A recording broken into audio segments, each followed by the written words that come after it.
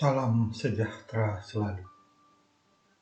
Kita bertemu kembali dalam pelajaran Sejarah Indonesia untuk kelas 12 di semester genap ini.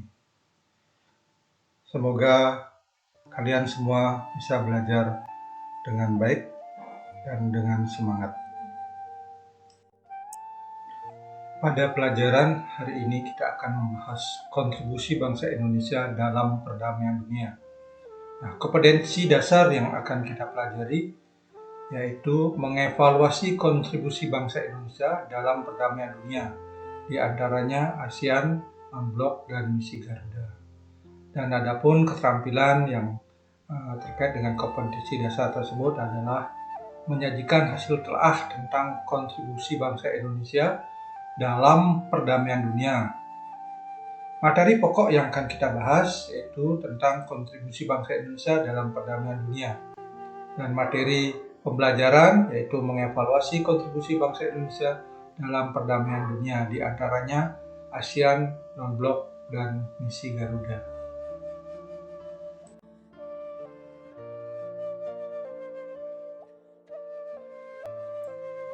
Untuk mencapai indikator Indonesia dalam perdamaian dunia, ada 3 hal yang akan kita pelajari. Yang pertama adalah landasan ideal, konstitusional, dan operasional politik luar negeri Indonesia. Yang kedua adalah pelaksanaan politik luar negeri bebas aktif.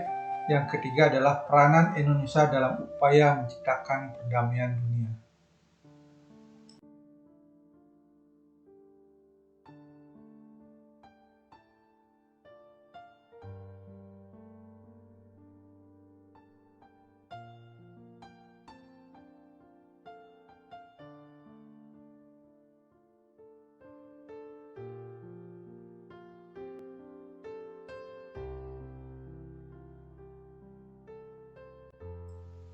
Lahirnya politik luar negeri bebas aktif.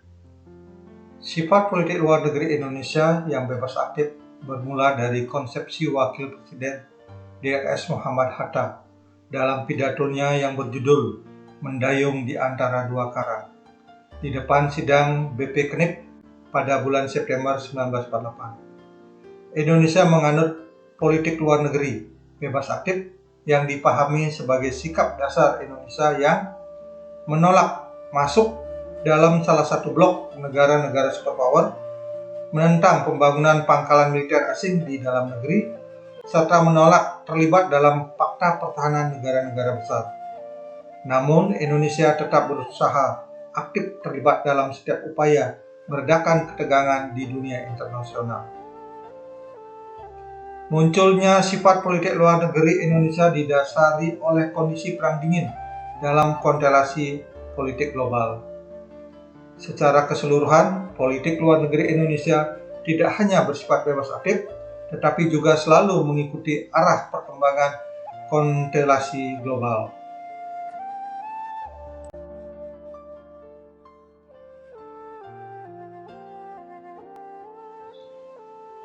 Adapun tujuan politik luar negeri bangsa Indonesia yaitu menjaga kedaulatan negara dan mempertahankan kemerdekaan bangsa, ikut serta menciptakan perdamaian dunia internasional, sebab hanya dengan keadaan damai kita dapat memenuhi kesejahteraan rakyat, menggalang persaudaraan antar bangsa sebagai realisasi dari semangat Pancasila.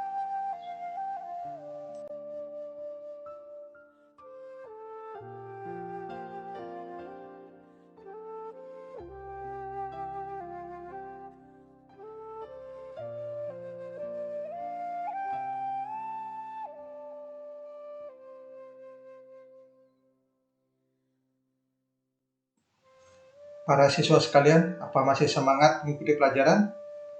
Baik, kita lanjutkan pelajaran kita terkait dengan peran Indonesia dalam upaya menciptakan perdamaian dunia, yang membahas tentang ASEAN, non-blok, dan misi Garuda. Baik, yang pertama yang kita bahas adalah ASEAN. ASEAN merupakan organisasi regional negara-negara yang terletak di kawasan Asia Tenggara. Oleh karena letaknya di kawasan Asia Tenggara, sering juga disebut dengan Perhimpunan Bangsa-Bangsa Asia Tenggara atau PERBERA. Latar belakang berdirinya ASEAN. Satu, berakhirnya konfrontasi yang timbul di Asia Tenggara antara Indonesia, Malaysia, dan Filipina. Kedua, persamaan senasib akibat ditindas bangsa penjajah. Ketiga, persamaan dalam bidang kebudayaan, bahasa, tata krama, dan pola kehidupan. Keempat, persamaan letak geografis yang strategis dalam percaturan politik dan ekonomi internasional.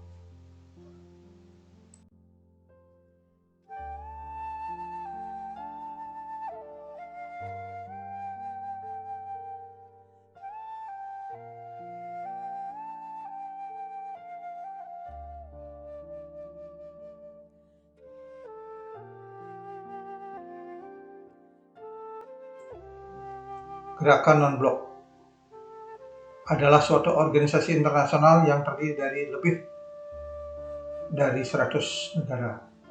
Negara yang menganggap dirinya tidak beraliansi dengan kekuatan besar manapun. Gerakan Non-Blok berdiri pada tanggal 1 September 1961 di Beograd, Yugoslavia. Pendiri Gerakan Non-Blok adalah Presiden Soekarno dari Indonesia, Presiden Joseph Broz Tito dari Yugoslavia, Presiden Gamal Abdel Nasser dari Mesir, Perdana Menteri Pandit Jawaharlal Nehru dari India, dan Presiden Kwame Nkrumah dari Ghana.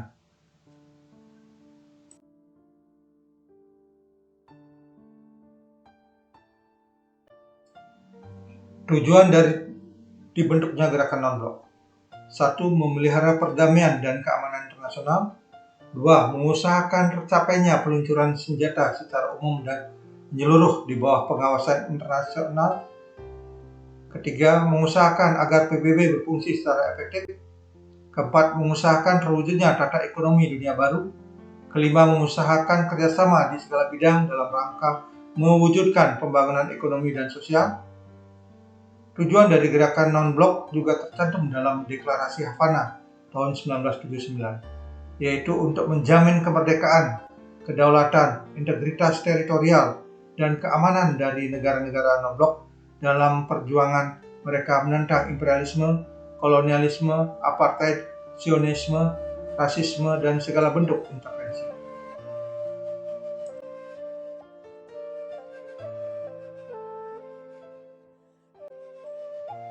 Misi Garuda memelihara perdamaian.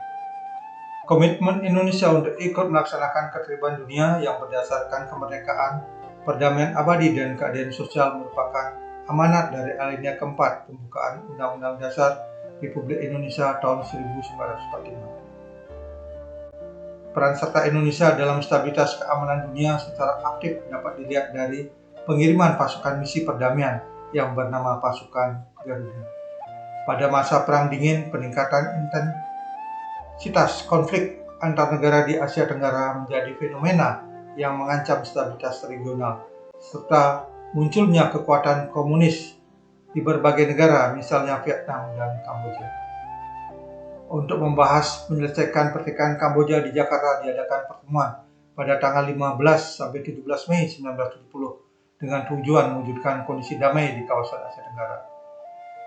Pada tanggal 23 Januari 1973, berdasarkan pada Persetujuan Paris, Indonesia terpilih menjadi salah satu negara yang duduk dalam ICCS atau International Commission for Control and Supervision. Anggota ICCS adalah Polandia, Hungaria, Iran, dan Indonesia, bertugas mengawasi gencatan senjata di Vietnam Selatan. Dalam pelaksanaannya, Indonesia berpartisipasi dalam pengiriman pasukan misi perdamaian untuk memberikan mediasi dan menciptakan perdamaian di Kamboja.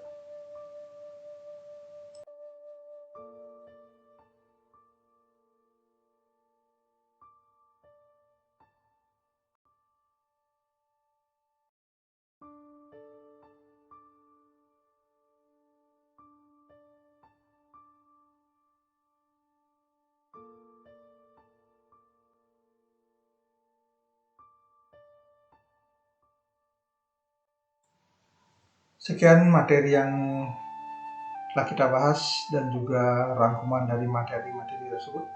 Kita akhiri pelajaran hari ini.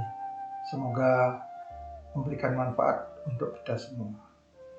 Terima kasih.